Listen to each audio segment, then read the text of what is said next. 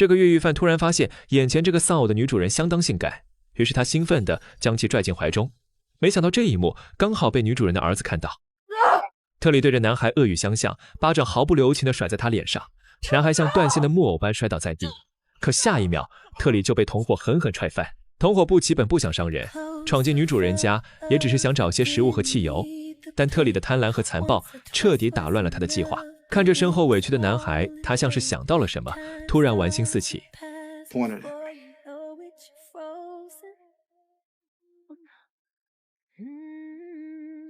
Point it. Now say, stick him up. Stick him up. Perfect. 可就在这时，隔壁的老约翰听到屋内的动静后报了警，并拿着猎枪赶了过来。为了逃脱追捕，两人在慌乱之中将男孩菲利普挟持，带着他踏上了逃亡之路。殊不知，在几十公里外的警局，一场由政治压力催生的追捕行动已经展开。州长正在竞选连任，得知特里和布奇越狱，还挟持了人质，立刻派人给警局局长下达命令，要求48小时内破案。局长不敢怠慢，立刻组建了追捕小组。而此时的特里依旧不安分，他先是将附近居民的水箱打烂，接着又打穿车顶，最后更是狠狠给了菲利普一拳。而此刻，布奇再也无法忍受这个惹是生非、毫无底线的小混子。他和特里本来只是合伙越狱，从一开始他就不喜欢这个满嘴脏话的家伙。Here, kid, take the wheel. 2 seconds, I'm gonna break your nose. That's a threat.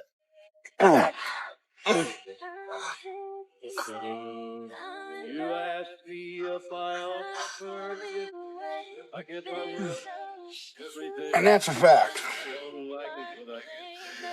Won't kill you for that. And that's a threat. 布奇比他高半个头，力气也大得多，特里只能乖乖闭嘴。然而他的安分只持续了片刻。经过便利店时，布奇在下车之前把枪交给了菲利普，让他指着特里。He so much as moves, you pull the trigger. 可菲利普终究还是个没经历过风浪的孩子。没过多久，他就被特里的花言巧语转移注意力。趁他分神的瞬间，特里一把夺过手枪。And it's quicker than the eye.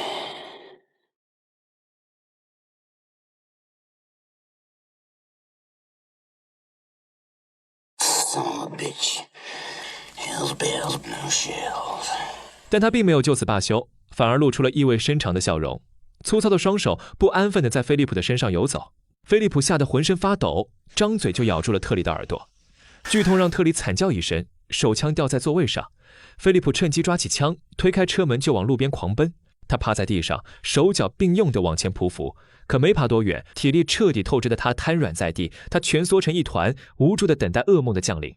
随着靠近的声音越来越大，菲利普猛地抬头，映入眼帘的竟是布奇。从便利店出来后，布奇看看空空如也的车子，便意识到了问题的严重性。他让菲利普待在原地，拿过手枪之后，来到特里的必经之路上守株待兔。Hey boy, let's hope I don't find you.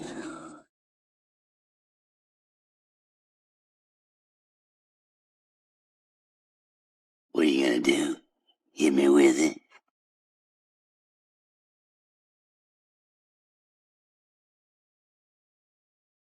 But you and me are friends.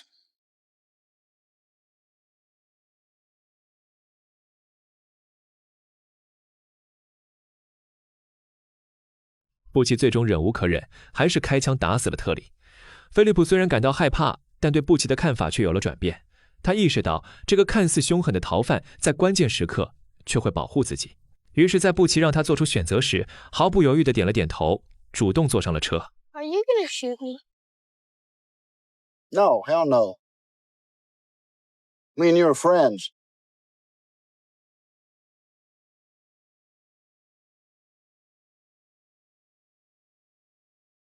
If I was choosing a running buddy, I'd take you over him any day of the week. 引擎的轰鸣声渐渐平稳，可车厢里的沉默代表着菲利普挥之不去的紧张与不安。为了缓解气氛，布奇主动与菲利普聊起了小孩子感兴趣的话题。他把自己比作船长，把菲利普比作领航员，正在行驶的车子也变成了行走的时光机。车前是未来，车后是过去，而车内的两人代表的是现在。 If life's moving too slow, you want to project yourself into the future, just step on the gas right here. See? And if you want to slow her down, well, hell, you just step on the brake here and you slow her down.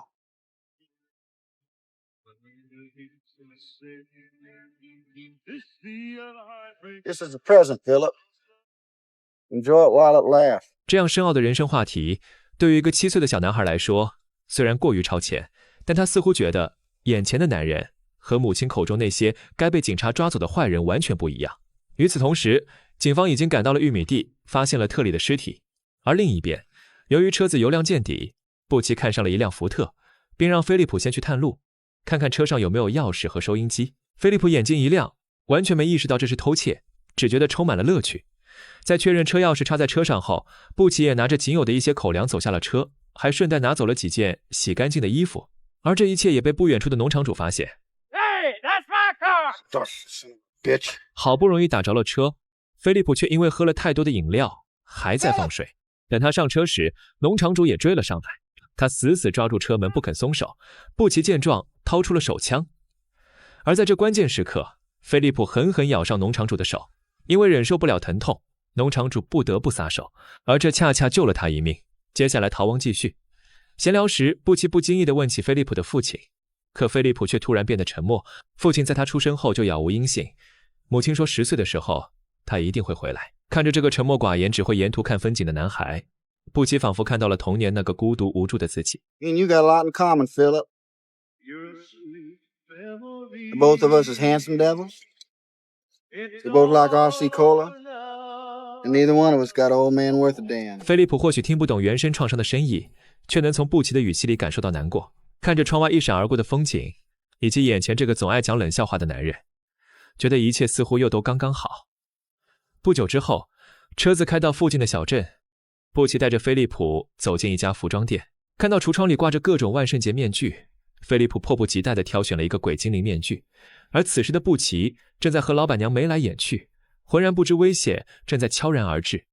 警方已经来到了现场，等他走出商店时，2辆警车已经把车子堵得水泄不通。布奇走投无路，只能选择向后倒车，后面的警车被撞得稀巴烂，而布奇也找准时机转弯逃之夭夭。结果刚开出没几米，布奇就发现菲利普没上车，他心里一紧，又倒了回去。只见菲利普还站在商店门口，怀里紧紧抱着那件鬼精灵衣服，脸上满是慌张，显然是刚才偷拿衣服时慢了一步。 Buzz, you little shit! Shoplifting is a crime! Up to you, Buzz. 菲利普还是选择了上车。布奇虽然没有生气，但还是告诉菲利普，偷东西是不好的，让他把衣服穿上。不料菲利普却开始扭捏起来。 It's puny. What? It's puny. Who told you that? Let me see. Go on, I'll shoot you straight.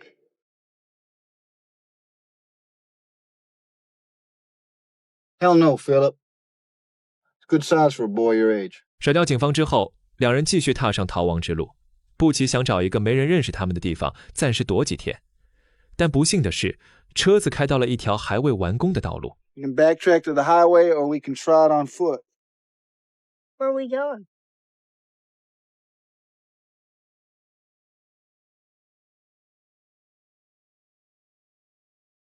It's Alaska, Philip.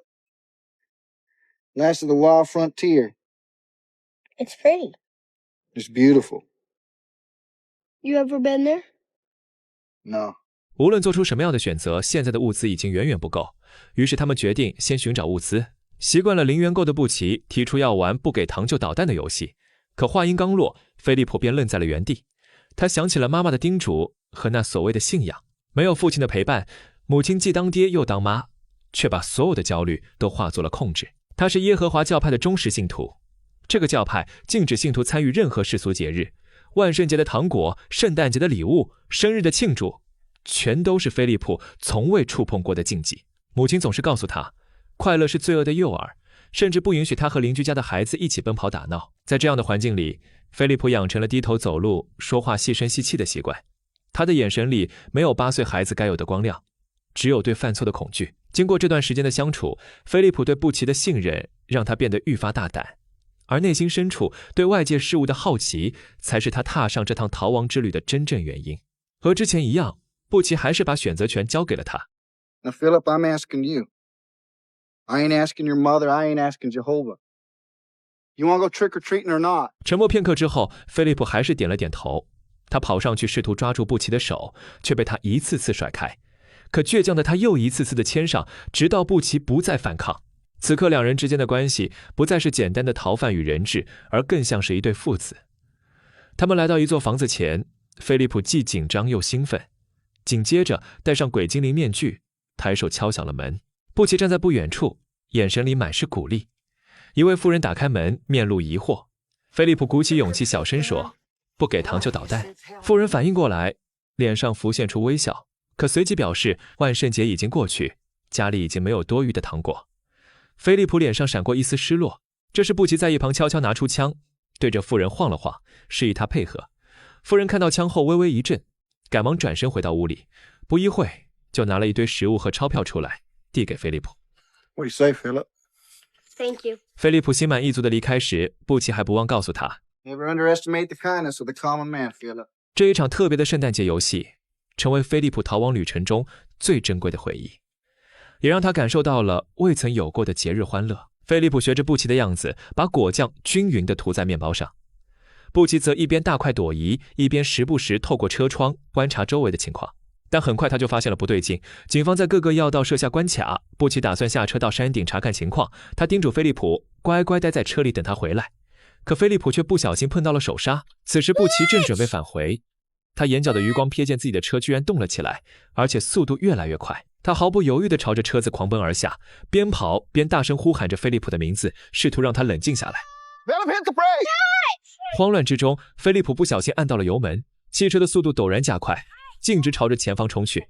菲利普身体因为恐惧而颤抖，但他还是本能地模仿着布奇开车时的样子，尝试踩下刹车。千钧一发之际，菲利普用尽全身的力气，才让车子停了下来。布奇大口大口地喘着粗气，那颗悬着的心也暂时放了下来。可就在他与一旁的男人商量搭一下顺风车时，车子再次向下滑行。布奇没有躲开，而是站到车前。 Brakes, Philip! Step on the brake!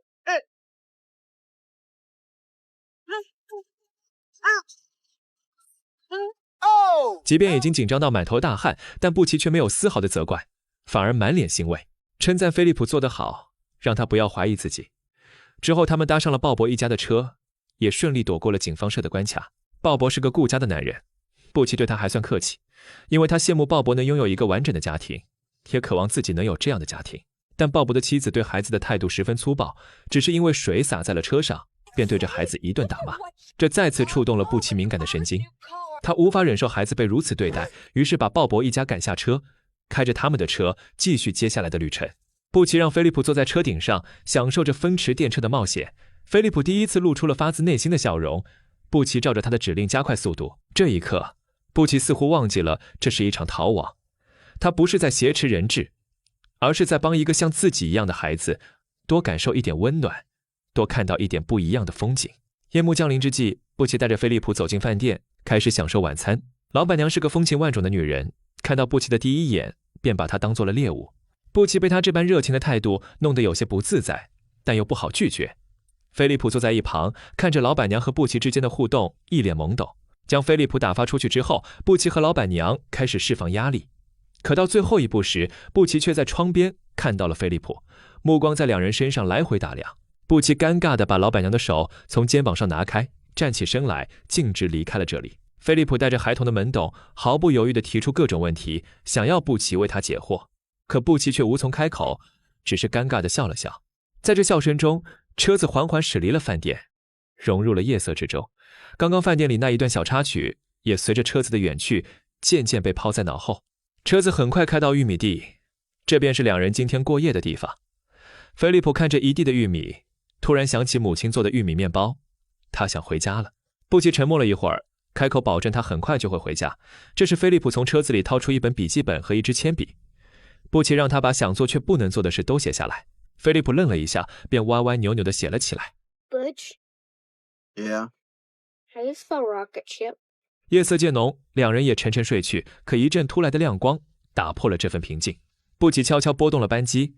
幸运的是，来人不是警察，而是热情的黑人雇农马克。他邀请两人到家中过夜。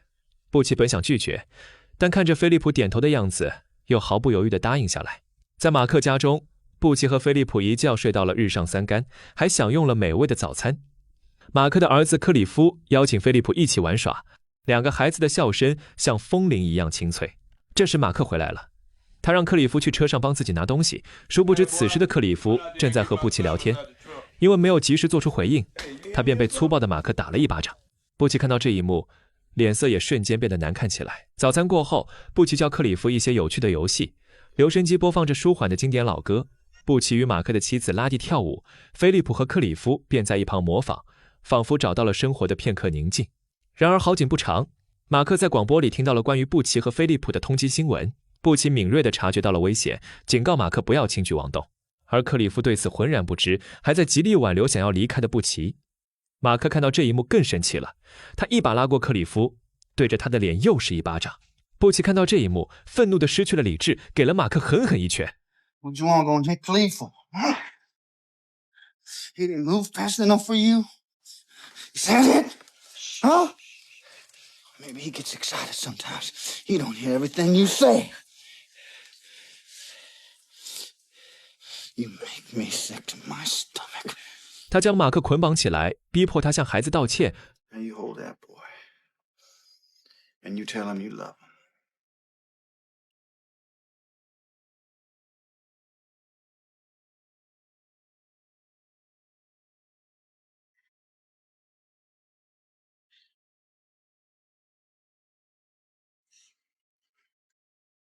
Lee, I love you. No, man. Say it like you mean it. This boy knows I love him. Say it. Please, mister. I got a sense about you. I know you a good man. No, I ain't a good man. I ain't the worst neither. 在布奇的逼迫下，马克发自内心地向克里夫表达了歉意。后来布奇将马克一家老小全都绑了起来，目的只是想让马克深刻意识到家人的重要，希望他能重新赢得孩子的信任。但此时菲利普却误以为布奇要杀人，在极度恐惧和矛盾的心理下，他拿起枪朝着布奇开了一枪。这一枪不仅打伤了布奇的身体，更让两人之间刚刚建立起来的信任瞬间破碎。菲利普惊慌失措地跑出房间，将枪丢进井里，把车钥匙丢进草丛。布奇强忍着伤痛，为马克留下可以割破绳子的小刀后，便转身开始艰难地寻找菲利普。That's a hell of a thing to do, fella. You're a hero. Probably be in all the papers tomorrow. How you say to those folks? Truth is, I don't think I'd have killed them, though. Only killed 2 people my whole life. One hurt my mama. One hurt you. 他出生在风月场，父亲是个惯犯，流连于烟花之地，对家人动辄拳脚相加。在这样的家庭环境中，暴力如同家常便饭。幼小的布奇深受其害，这也使得他自幼便带有暴力倾向。8岁那年，为了保护母亲，他被迫拿起武器，结束了一个男人的生命。12岁那年，命运再次给了他沉重一击。母亲因梅毒晚期，在绝望中选择上吊自杀。父亲从未出现，他给布奇留下的唯一东西，便是那张阿拉斯加的明信片，而这便是布奇越狱，想要前往阿拉斯加的真正原因。菲利普听着布奇的解释，心中满是愧疚和迷茫。他从树上下来，扶起了奄奄一息的布奇。就在这时，远处传来了警笛声，追捕小组已经到了。布奇知道自己跑不掉了，他假意要挟，让警方派来直升机，为的就是让菲利普坐一次真正的飞机。紧接着，他又要来糖果，只为和菲利普玩一次真正的圣诞节游戏。他让菲利普拿出那张愿望清单，向菲利普的母亲提出条件，要求他答应让菲利普享受一个孩子应有的权利，比如去坐过山车、过万圣节、一起吃棉花糖。他希望菲利普以后的人生能充满快乐，不再像自己的童年那样充满遗憾。做完这一切，他把抢来的钱塞进菲利普的领口，让他戴上鬼精灵面具，缓缓走向对面。可当菲利普走到半路时，他却突然停了下来。他担心警方会开枪射杀布奇，又折返回来，紧紧拉着布奇的手，想要和他一起面对。布奇被菲利普的举动深深打动，他决定自首，重新做人，便牵着菲利普的手，缓缓向警方走去。然而就在这时，意外发生了。布奇蹲下身子，准备从口袋里掏出父亲送他的那张明信片，想送给菲利普。这张明信片对布奇来说意义非凡，那是他心中对父爱的渴望和对美好世界的向往。但远处的警方却误以为他要掏枪反抗，狙击手毫不犹豫地开枪，布奇瞬间倒在了血泊之中。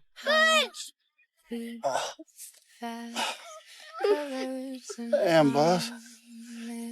Shot twice in the same day. 菲利普坐在直升机上，手里拿着布奇给他的明信片，眼中满是泪水。此时的草地像一块巨大而柔软的绿色毛毯，温柔地轻抚着布奇。他的手臂枕在脑后，姿势看似无比放松，仿佛只是在这美好的午后惬意午睡。那个象征着菲利普童年幻想的小精灵面具静静躺在一旁，他嘴角边挂着一抹满足的微笑，那笑容里没有对死亡的恐惧，没有对命运的不甘，只有一种历经沧桑后的释然。他平静地望向天空，那里或许有他心心念念的阿拉斯加，有他从未得到过的温暖父爱，有他为菲利普构建的完美世界，还有那个从未被生活伤害过的纯真的自己。他终于抛开了世间所有的纷扰与痛苦，走进了那个只存在于他心底的真正完美的世界。悲惨的童年经历早已让他的内心千疮百孔，却也在他心底种下了善良与温柔的种子。当他遇到菲利普，看到这个同样缺失父爱的小男孩被严格的宗教家庭束缚，无法享受正常孩子的快乐时，就仿佛看到了曾经的自己。于是他决定为菲利普点亮那些他童年未曾拥有的美好。他从未对菲利普说过你要学会什么，而是用一路的逃亡与守护，悄悄把勇气、温暖与原则种进了孩子心里。那些藏在细节里的教导，比任何说教都更动人。他第一次教菲利普拿枪，是为了让他学会保护自己，保护家人，教他害怕时要学会反抗。于是后来遭到冒犯，菲利普死咬特里的耳朵，为自己求得一线生机。从前他面对伤害只会躲，可跟着布奇后，他慢慢学会了，哪怕害怕，也能为自己，为想保护的人，长出一点反抗的勇气。菲利普的童年里也没有父亲的陪伴，母亲也总在忙碌，他习惯了一个人看风景，一个人玩玩具。可布奇告诉他，冷漠世界里也有值得珍惜的温暖。他把车比作时光机，告诉他如何掌控生活的节奏，记住当下快乐的瞬间。从那时起，菲利普才知道，原来不是所有大人都只会讲道理，有人会陪他浪费时间。菲利普偷拿服装店的鬼精灵衣服时，只觉得是好玩的小冒险，不懂偷窃是什么意思。布奇把车停在路边，没有吼他，只看着他的眼睛，告诉他偷东西不对，就像特里欺负人一样对。后来布奇带他玩不给糖就捣蛋的游戏，帮助他体验普通孩子的快乐，让他写下愿望清单，并努力帮他逐一实现。布奇没当过老师，也没学过怎么教孩子，他只是把自己童年时渴望得到的东西都一点点给了菲利普，不是刻意的教导，却是最珍贵的礼物。他到死都没去过阿拉斯加，但正是因为他淋过雨，所以想为菲利普撑起一把伞，让这个小男孩不再经历他曾遭受的痛苦与遗憾。我们每个人都是布奇与菲利普的混合体，一边带着自己的伤口赶路，一边又在某个瞬间成为别人的光。菲利普看着布奇躺在草地上，他后来或许会忘记逃亡的路线，却一定记得曾有个逃犯用最不完美的方式给过他最完美的爱。而这就是完美世界的意义，不是没有遗憾，而是在遗憾里寻找完美。